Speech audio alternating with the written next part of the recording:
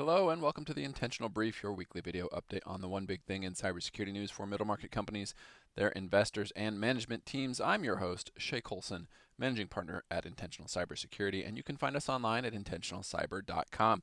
Today is Monday, January 12th, 2026, and damn if it has not been a very long week since we have seen each other last.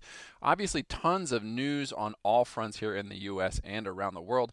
And in terms of relating it back to cyber and then building on our notes from last week around 2026 strategic imperatives, let me frame one more for you all this week, and that is defend less.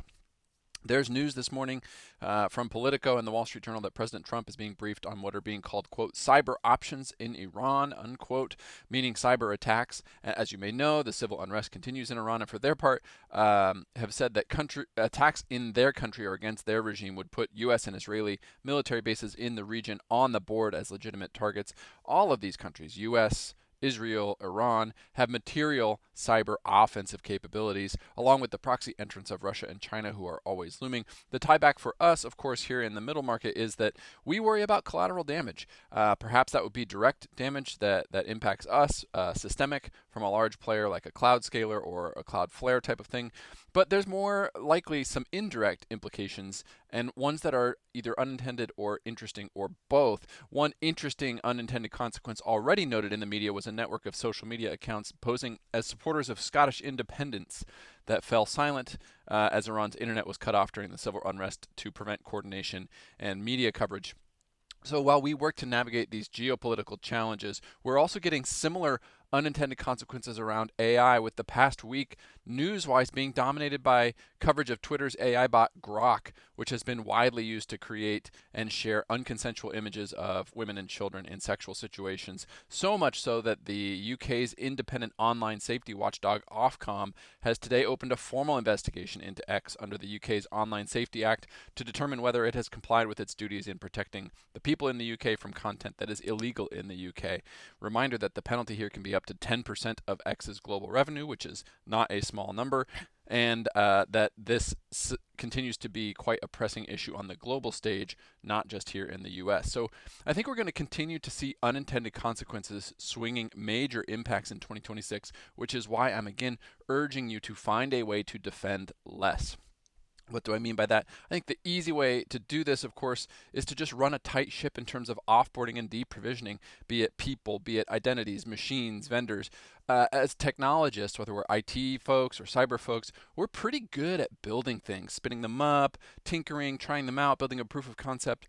We're less great at keeping them running and humming along, and then we're even less great at cleaning them up when we're no longer using them. So do yourself a favor.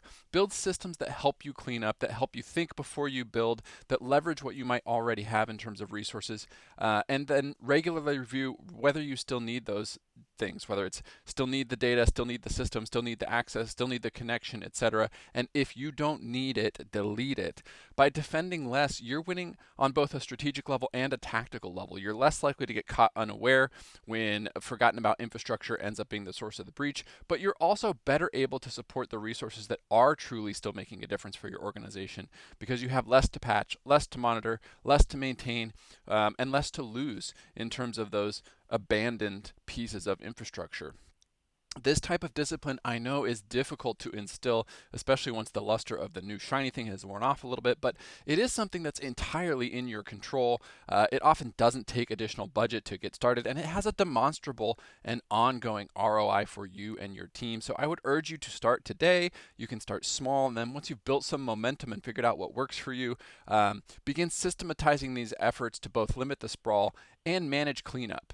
Right? Both sides of this equation are important, both in terms of not continuing to build infrastructure that needs downstream management and cleaning up infrastructure, whether, again, people, identities, connections, vendors, data, systems, etc., that are no longer serving your organization.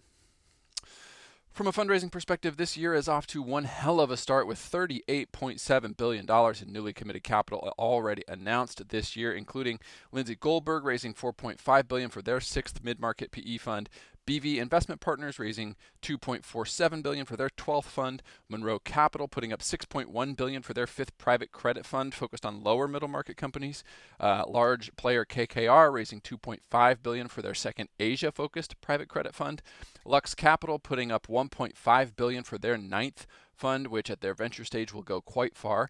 Warburg Pincus raising $3 billion for their third financial services fund. And then, of course, Andreessen Horowitz raising over $15 billion for a group of new funds, including $6.75 billion for its fifth growth equity fund. These are real dollars, folks. At the same time, the New York Times closed out the year, December 30th, 2025, with an article whose headline reads, quote, "Once Wall Street's high flyer private equity loses its luster," unquote, again warning about the challenges of liquidity with an undersized return in comparison to the public markets. Whether or not that will matter is an open question.